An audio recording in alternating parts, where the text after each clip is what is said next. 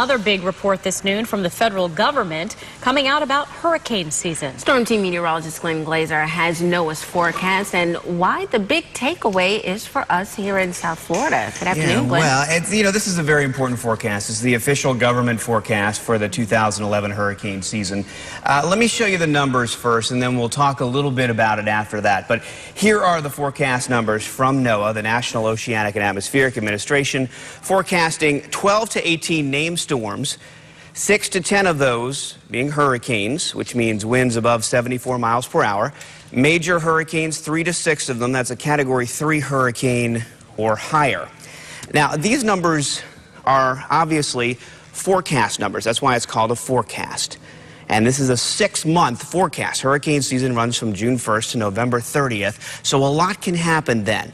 This is not a forecast for Florida. That doesn't mean for Florida we're going to see 12 to 18 storms, 6 to 10 hurricanes. This is for a tremendous area, for the Atlantic, for the Caribbean, for the Gulf of Mexico. And you can come back on camera here and I'll explain that, last year we had 21 storms.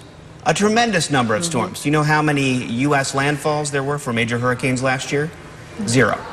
Now, that doesn't mean that it's not possible that we could see a landfall anywhere in the United States. What it means is that there's no need to look at this forecast, see these numbers, and go, oh, it's time for me to panic.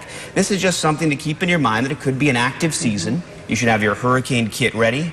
You should get your News Channel 5 Hurricane Survival Guide from Public Stores. They'll be out on June 1st. You should have a weather radio and just pay attention to what's going on. Hurricanes don't sneak up. They develop, they take a while to travel. You're not going to wake up one morning and say, oh, there's a look at our Hurricane Survival Guide.